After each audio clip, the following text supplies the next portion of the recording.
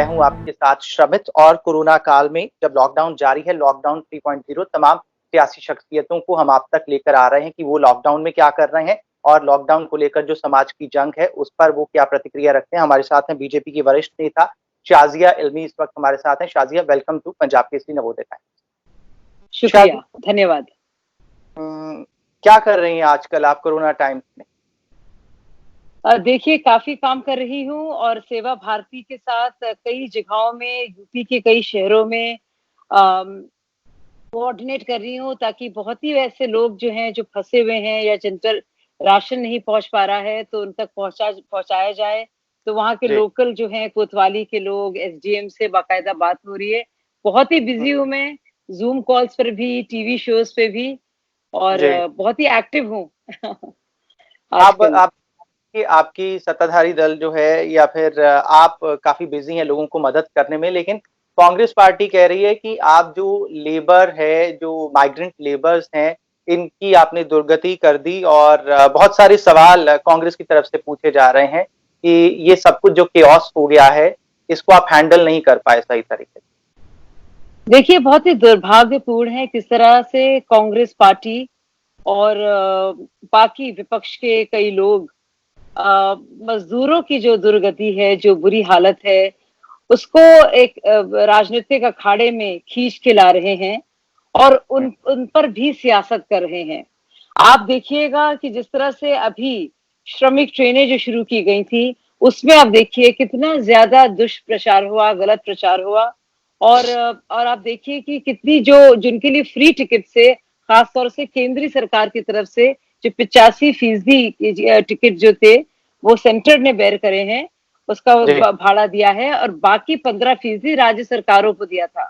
लेकिन आप देखिए, एक एक करके, चाहे वो आरोग्य सेतु हो या फिर मजदूरों के लिए श्रमिक ट्रेनों क्या आयोजन हो, या फिर उनको उनके भाड़े को लेकर, या उनके स्टिमुलस जो उनको दिया जा रहा है उसके लिए जो कुछ किया जा रहा है, हर चीज पर राजनीति हो रही है। और मुझे बहुत ही अफसोस के साथ कहना पड़ रहा है कि किसी और देश में ऐसा नहीं हो रहा है। लोग जो भी वहां की सरकारें हैं, जो भी उनके प्रेसिडेंट और प्राइम मिनिस्टर्स हैं, और जो भी सरकारी तंत्र है, उसके साथ मिलकर काम कर रहे हैं। इस तरह की जो गंदी राजनीति जो भारत में हम लोग देख रहे हैं आजकल, खासतौर से, वो कहीं और नहीं देखने को आपको मिल रही है। बस यहीं से आप पॉइंट अगला लेकर चलते हैं। आप कह रही हैं कि राजनीति इस पर हो रही है, माइग्रेंट लेबरर्स के मुद्दे पर, लेकिन किराए को लेकर कहा गया, कांग्रेस की तरफ से बहुत सारे नेता बोल रहे हैं कि सरकार ने झूठ बोला, किराए को लेकर पहले साफ साफ मना कर दिया गया, उसके बाद कोई डॉक्यूमेंट नहीं दिखा पाए। ये कांग्रेस की तरफ से आरोप लगाए। किराया ऐसा नहीं है, ऐसा बिल्कुल नहीं है श्रमित, क्योंकि एमएचए ने बाकायदा जो सर्कुलर जारी किया था, और हम लोग ने अपने ट्विटर हैंडल्स में डाला भी है, पब्लिक डोमेन में हर जगह है, कि किसी भी टिकट की बिक्री नहीं होगी, इसके लिए किराया वसूला नहीं जाएगा। ये सारे के सारे श्रमिक ट्रेनें हैं, जिसमें एक खास संख्या के हिसाब से 1200 लोग हर एक ट्रेन में जाएंगे, और उस तरह से किया गया। ये भी राज्य सरकारों के कहने पर, के आह्वान पर किया गया, और राज्य सरकारों को बाकायदा चिन्हित करना था उन मजदूरों को, उन लोगों को, और उनको कोऑर्डिनेट करके नाम देने थे। जो नाम दिए गए, उस नामों के अनुसार से आयोजन किया गया। अब इसमें आप देखिए कि 85%, 85% जो है, केंद्रीय सरकार ने या फिर केंद्रीय रेलवेज ने इसका पूरा इसका इस भार को उठाया है। लेकिन 15% राज्य सरकारों को अपनी तरफ से देना था। तो अगर भिवंडी से गोरखपुर कोई ट्रेन जा रही है और उससे किराया लिया जा रहा है, तो ये सवाल तो आपको महाराष्ट्र सरकार से पूछने चाहिए। ये सरकार सोनिया गांधी बजाय ट्वीट करने के, या अपने जो उनके प्रिय चहीते कुछ जर्नलिस्ट हैं, कुछ बड़े बड़े शायर हैं, उनसे कहलवाने के बजाय वो ऐसा करती कि वो अपने ही तय किए हुए जो उनके सीएम हैं, जो उन्होंने खास तौर से बिठाए हैं वहां पे, उद्धव ठाकरे जी से सवाल पूछती। तो केरल ने ऐसा किया है, राजस्थान में ऐसा हुआ है, और ऐसा महाराष्ट्र में हुआ है। इसके अलावा कहीं और नहीं हुआ है। तो मुझे लगता है कि a little knowledge is a dangerous thing. जी, एक और सवाल जी, कि कर्नाटक में मजदूरों को आपने बंधुआ बनाया, पहले ट्रेन चलाने के लिए मना कर दिया, फिर बाद में जब चर्चा में मुद्दा छा गया उसके बाद फिर आपने ट्रेन खोली? नहीं, मुझे लगता है कर्नाटक में जो हुआ है उससे पर बहुत अफ़सोस होता है, क्योंकि उसमें लोगों को वाक़ई में तकलीफ हुई है। और वहाँ की जो राज्य सरकार है, येदियुरप्पा जी की जो सरकार है, उसको ज़्यादा ख़्याल रखना चाहिए था। और अब उन्होंने पूरी स्थिति को काबू में किया है, और जो मज़दूर चले गए थे, बॉर्डर वापस आना चाह रहे थे, उनको वापस ना सिर्फ लिया गया है, बल्कि कल बेंगलुरु से 3 ट्रेनें जो हैं रवाना हो रही हैं। इसका वहाँ पे आ गया है। मैंने इस पूरी बात का पूरा संज्ञान लिया और अब पूरी स्थिति को ठीक किया गया है। लेकिन इसके बीच में जो है काफ़ी बदहाली हुई मज़दूरों की, और उन्हें काफ़ी तकलीफ झेलनी पड़ी। इसके लिए वाक़ई में हम शर्मिंदा हैं, और ऐसा नहीं होना चाहिए था। पर मुझे लगता है राज्य सरकारें जो भी हैं, चाहे वो भाजपा के अधीन हो या फिर कांग्रेस के अधीन हो, बजाय ये कि हम जो है हर चीज़ को के लिए मोदी जी को ब्लेम करें, कम से कम जहाँ जो ज़िम्मेदारी जिसकी है, वो हम तय करें और उनको आड़े हाथ लें और उनको सुझाव भी दें, ताकि स्थिति बेहतर हो। बजाय ये कि एक ये पूरा बन जाए कि पूरे देश के माहौल को खराब करो और बस मोदी जी को अटैक करते रहो, चाहे मोदी जी का इससे कुछ लेना हो या नहीं। तो मुझे लगता जी, है ये इससे बचने की थोड़ी ज़रूरत है। और वहाँ की राज्य सरकारों ने जहाँ पे अगर जहाँ-जहाँ कोताही बरती है या लापरवाही हुई है, उसको उनको जी, वाक़ई में उन पर उनको अंकुश लगाने की ज़रूरत है। तो जी, मैं उससे बिल्कुल नहीं हटूँगी, लेकिन आप इस सब के लिए आप केंद्र सरकार को बार-बार निशाना में ले रहे हैं, निशाना जी, बना रहे हैं, तो ये भी तो गलत है ना? जी। अच्छा, राहुल गांधी कह रहे हैं कि पीएम केयर्स फंड का हिसाब-किताब कुछ ऑडिट होना चाहिए और राज्य सरकारें जो कांग्रेस की राज्य सरकारें जहाँ पर शासित हैं वो, उनका पैसा जो है जीएसटी शेयर या फिर राहत पैकेज की तरफ गौर नहीं किया जा रहा। देखिए, सारी राज्य सरकारों ने अपने-अपने तरीके से लिखा है, और वो पूरा मामला जो है केंद्र और राज्य सरकारें मिलकर ज़रूरत के हिसाब से जो भी आवंटन हो रहा है राशन का, वो सब मिलकर कर रही हैं। लेकिन जी, राहुल गांधी जी से मैं पूछना चाहती हूँ, जो बार-बार उनको लग रहा है कि बड़ा सेंट्रलाइज़ तरीका है, या तो वो जानकारी नहीं लेते, या तो हुँ, उनके खुद के पार्टी के जो मुख्यमंत्री हैं, या तो उनको बताते नहीं हैं। क्योंकि जैसे ही उन्होंने गलत प्रचार किया था, गलत हुँ, सूचना दी थी, और बाकायदा सोनिया गांधी जी ने एक पूरा माहौल और मोर्चा तैयार किया था, वैसे ही वो इस बार भी कर रहे हैं। कुछ-कुछ लोगों से थोड़ा-थोड़ा पूछ लेते हैं, लेकिन अ little knowledge is a dangerous thing. थोड़ी इल्म में थोड़ी-सी कमी अगर हो जाए, तो वो बेवकूफ़ी के बराबर हो जाती है और साबित हो जाती है। अब आप देखिए कि अगर राज्य सरकारों के साथ सेंटर मिलकर लॉकडाउन की सारी व्यवस्था कर रही है, लोकल जितने भी चैनल्स हैं, चाहे वो हमारे डीएम्स हों, कलेक्टर्स हों, हर एक लेवल के हों, उनके साथ मिलकर अगर कुछ तय किया जा रहा हो, अगर एमएचए गाइडलाइंस दे रही है, लेकिन राज्य सरकारों को भी अपने-अपने ढंग से काम करने का अधिकार है। लॉकडाउन में कितनी ढिलाई होगी, कितने घंटे से कितने घंटे तक लोग बाहर निकल सकेंगे, शराब की दुकानें खुलेंगी कि बंद होंगी, ये सब तो राज्य सरकारें ही तय कर रही हैं। वहाँ पे सोशल डिस्टेंसिंग कैसे बरकरार होगी, ये सब तो वो सरकारें कर रही हैं। तो उड़ीसा हुँ, अपने ढंग से इस काम को कर रहा है, केरल अपने तरह से इस काम को कर रहा है, मध्य प्रदेश और राजस्थान अपने तरह से इस काम को कर रहे हैं। लेकिन राहुल गांधी जी का आज इस तरह बोलना, और थोड़ी-थोड़ी बातें वो सीख लेते हैं यहाँ-वहाँ से, और ज्ञान बाँटते हैं। तो मुझे लगता हुँ, है थोड़ा वो अगर अपना ज्ञान का इज़ाफ़ा करते, थोड़ा बहुत पढ़ लेते और अपने ही मुख्यमंत्री जो उनकी पार्टी के हैं, उनसे अगर हुँ। पूछ लेते, तो ज़्यादा बेहतर इन्फॉर्म्ड होते वो। कांग्रेस की तरफ से या फिर जो राजनीतिक विश्लेषक के तौर पर दिखते हैं तहसीन पूनावाला, वो प्रधानमंत्री से काफी नाखुशी जाहिर कर रहे हैं कि कोरोना को लेकर जो जंग थी वो सही तरीके से नहीं लड़ी गई।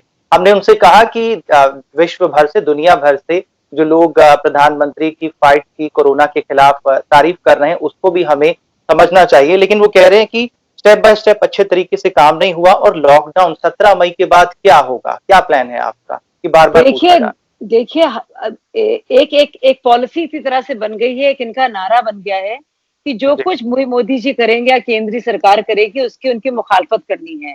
यानी कि मुखालफत व मुखालफत से, विरोध सिर्फ विरोध करने के लिए। उसमें ना तो कोई तुक है, ना तरीका है, ना किसी भी तरह के का उनको कोई तमीज़ है। अब आप समझने की कोशिश कीजिए, लॉकडाउन नहीं होता तो आप सोच सकते हैं स्थिति क्या होती। अब अधीर हुँ, रंजन जी का अभी भी बयान आया, उस बयान में वो क्या कह रहे हैं? उस बयान में कह रहे हैं अगर लॉकडाउन नहीं होता तो इन मजदूरों की जान बच जाती। अब भाई इन मजदूरों की जान बच जाती, लेकिन पूरे देश का क्या होता? दुनिया भर के लोग कह रहे हैं, बिल गेट्स फाउंडेशन को आप लीजिएगा या फिर डब्ल्यूएचओ को आप कहेंगे, दूर दराज के जो जितने भी प्रधानमंत्री हैं, वर्ल्ड प्रेसिडेंट्स हैं, वो कह रहे हैं। और बल्कि केंद्र राज्य सरकारें कह रही हैं कि हम लोग मिलकर समन्वय बनाकर काम कर रहे हैं केंद्रीय सरकार के साथ। और देखिए हम लोग ने बहुत ही अच्छे तरीके से इतने बड़े कंटेजेंट को रोका है, संक्रमण को बचने से फैलने से रोका है, जो चेन को तोड़ना था ट्रांसमिशन की उसको तोड़ा है।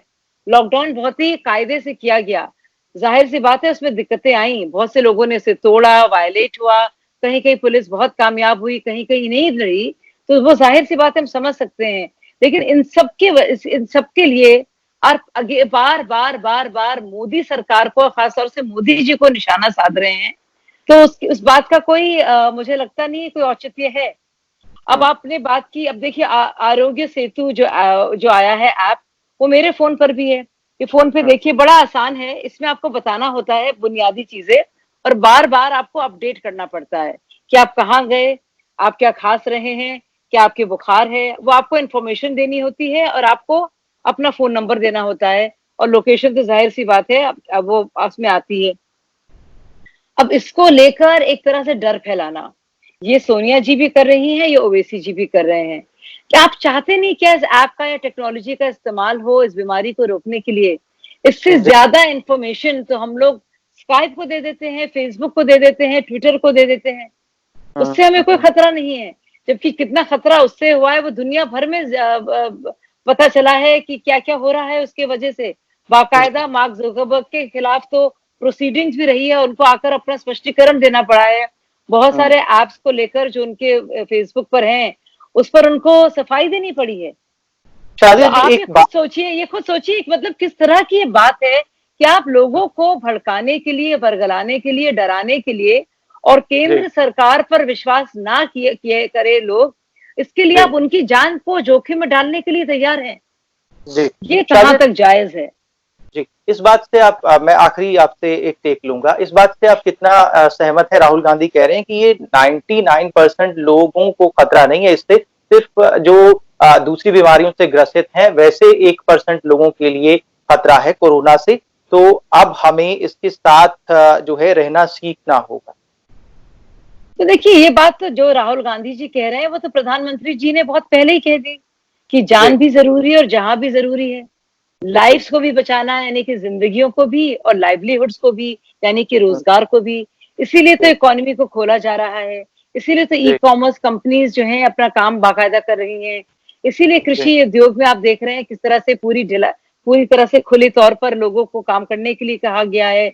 इसीलिए प्राइवेट ऑफिसेज में लोग 1/3% तक कोरम करके मेंटेन करके आ सकते हैं। इसीलिए सोशल डिस्टेंसिंग के ऊपर ज्यादा जोर देकर कई तौर से स्टैंड अलोन दुकानों को खोला जा रहा है।